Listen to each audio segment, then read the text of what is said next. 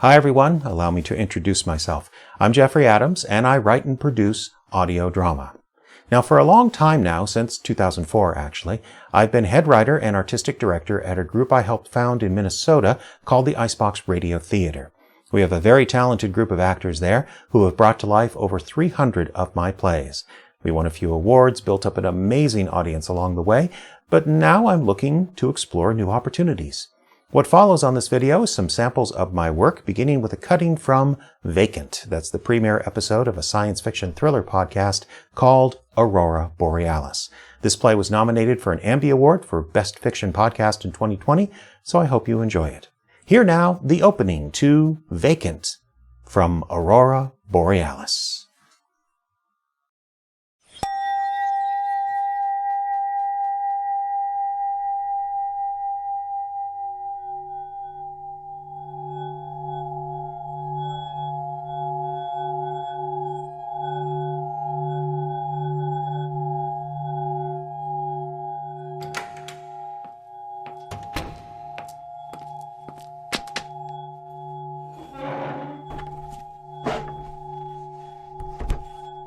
So, do you know why you're here? Carrie, do you know why you're here? No. Well, we can work on that. You are Karen Smith, go by Carrie. Yes. Formerly of 907th Street. Yeah, formerly? Since the fire. Oh. Yes. You live alone. Yes. 907th Street is the house where you grew up? Yes. Inherited it from your mother? Yes. Nice neighborhood? No. Really? It was once. It's been changing ever since. Ever since what? Nothing. There was a point when the town went into decline. When was that? I don't want to talk about that. Fine, we'll come back to it. Do you work? I process insurance claims. You work at home. Married? What? Ever married? Oh, no. You live in the house alone. Yes. You live alone. Yes. Excuse me. Could I ask a question? Go ahead. Am I in trouble? Of course not. You're free to go whenever you'd like. Where am I? You don't remember coming here. I just need to get my bearings. I understand. Carrie, I'll make you a deal. If you answer a few questions for me, I'll not only let you go, I'll give you a ride home. How's that sound? Home? Yes, how's that sound? I don't have a home anymore, you said. All right, to a hotel then. How's that sound? Okay, I guess. Let's start then. The fire. What do you remember about the fire? Nothing, really. Take your time. Just take your time. I remember being dragged back to the house. Who dragged you? Who dragged you back to the house? I think it was Al.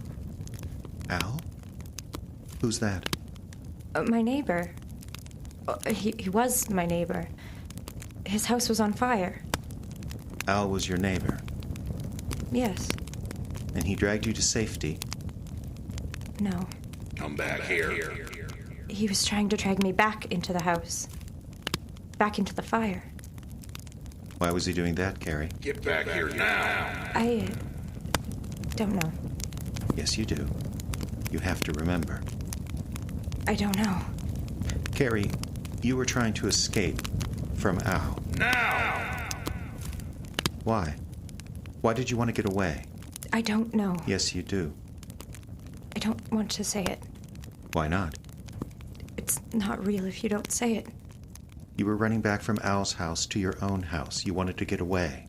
You were afraid. You were afraid of Al. I don't know. Yes, you do.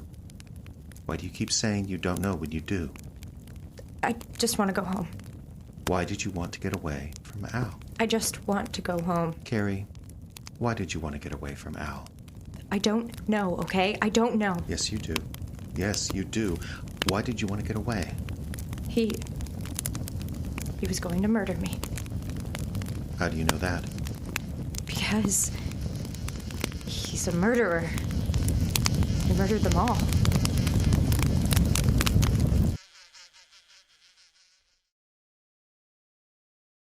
Next up, here's a sample of a script that I'm very proud of. It's a family drama, originally produced in 2016, and the title is Custard's Last Stand.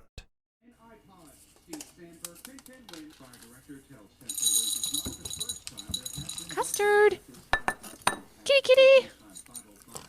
Slow down, you'll choke to death.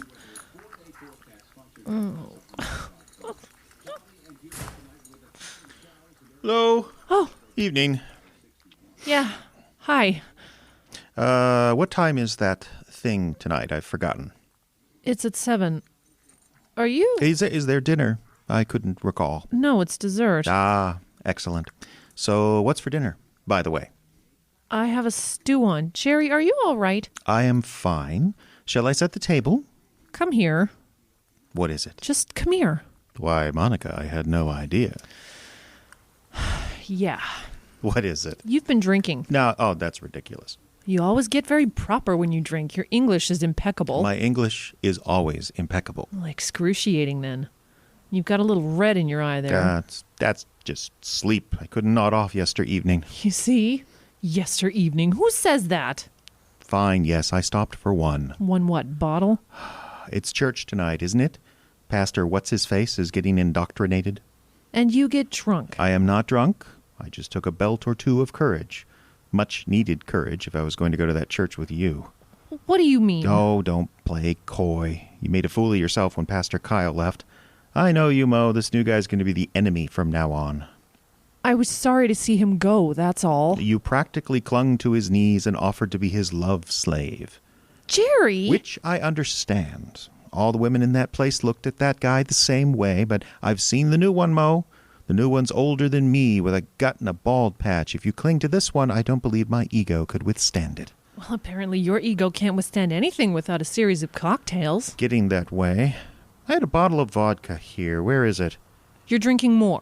Have I not explained myself? I'm going to that church with you tonight and sit with a stupid smile on my face and a bowl of cheap ice cream melting in front of me while you and your cronies go on and on about how you just don't know how the church can continue without Pastor Kyle, how vibrant and energetic he was. Stop it. Not doing it, Mo. Not doing it without being good and medicated. They will smell it on your breath. Hence, vodka. Forget it. You don't need to go. You can stay here and get hammered all by yourself. But Candy's going to be home in about 20 minutes. Be sure to stay away from her. What? I said stay away from her. She doesn't need to see her father drunk. Well, that one stopped you, didn't it? Shut up. As a matter of fact, why don't you stay home? I'm coming with you. Stay home. Relax. Let Candy get to know the real you. Monica. It's about time, isn't it? She's 14. Maybe it's time she knew that her father was a secret lush. Mo, please. After all, it didn't do you any harm, did it? What? You heard me. But I don't believe. We talked about this. The real you, Jerry. We talked about this. Oh, I know we talked about this. And it was made very clear that the subject of your father and his drinking and what he did while drinking was verboten. You bitch. But since you can't seem to keep out of his footsteps, I think it's time Candace learns who her father really is. I'm not like him. I am not like him, and you know it. You're drunk, aren't you? You saw what he was like. I showed you the scars. Well, that just means he was a man who drank. A real man. I don't know who you are. What? A real man.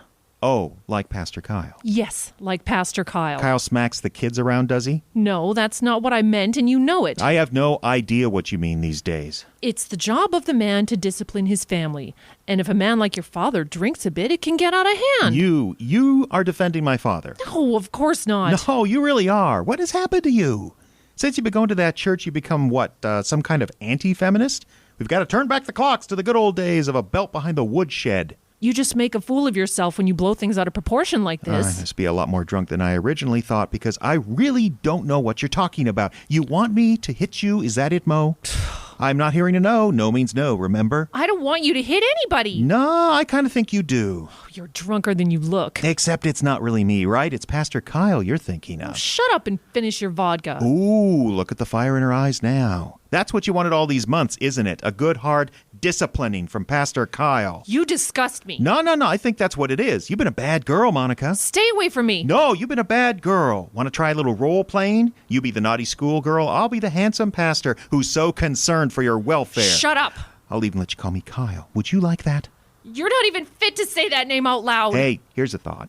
How about we turn back the clock to the good old days when women stayed in the kitchen and children were seen but not heard? Jerry? Oh, man was king of his castle then. His word was law. Justice was swift but fair. Oh, except if you did something really terrible, like run through a flower garden. That's when you got the crap kicked out of you. Jerry, please don't come any closer. No. It's time for some good old-fashioned father knows best. You know the kind where you carry a black eye for a couple of days and nobody does anything about it? Jerry! It's a family affair. It's their business, everyone will say. Jerry, please. Kind of hard to be a woman or a kid in those days, but you had to admit, men were men. Jerry, I'll scream. I swear it. You're not going to do a goddamn thing, Mo.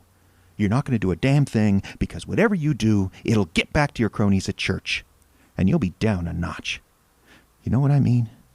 See, those women, they're not playing at being conservative like you are. They believe it.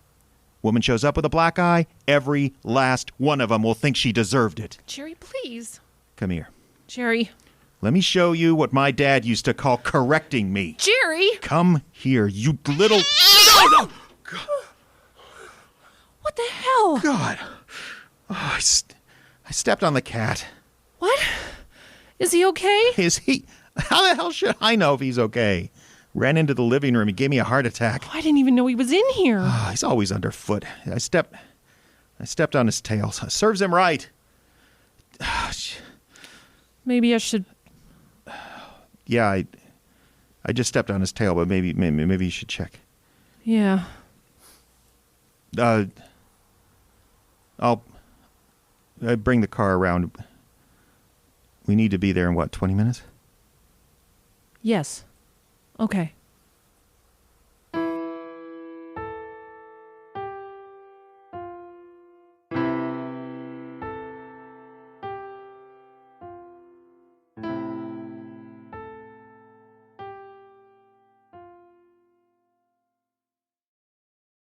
And finally, let's end on a happier note, comedy. This is a sample of a short piece that's titled The Customs Guard, recorded before a live audience in Bemidji, Minnesota in 2010.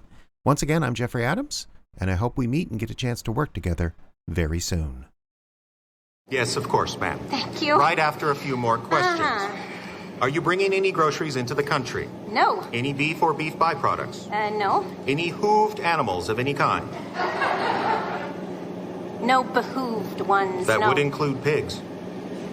Why would I be bringing a pig into the country? Yes, why would you? Could I have you unlock the back, please? Of course. Plenty of room back here. I guess. Room enough for a pig, even. What?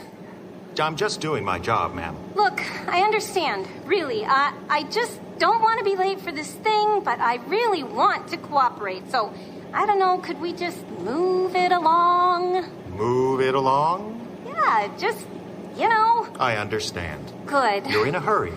Just a teensy one. To get through customs. My husband, dinner. Yes, just one or two more questions. Just one or two, okay. Have you found true love?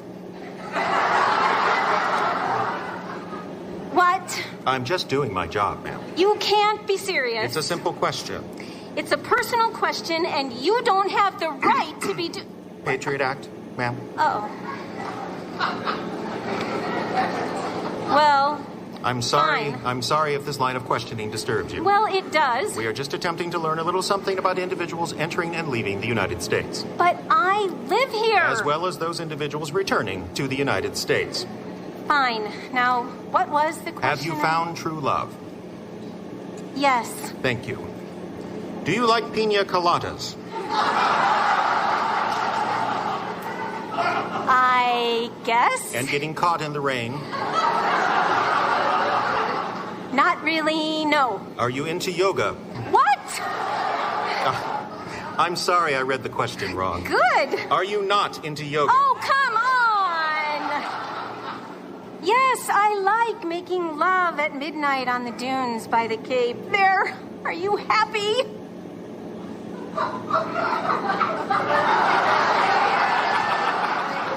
Very interesting. Just a few more questions.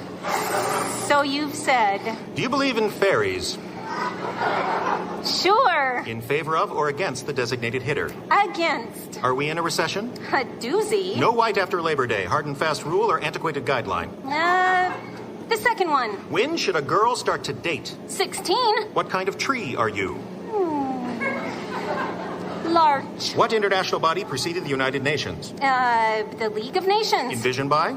Woodrow Wilson. Who broke Babe Ruth's home run record? Mark McGuire. Thank you. We also would have accepted Japanese slugger Sahara O. Oh. Who was the mayor of Chicago during the infamous 1968 Democratic National Convention? Daley. True or false? George Washington had wooden teeth. False. The lifespan of a mayfly is? 6 days? I'm sorry, that's incorrect. Now for our lightning round.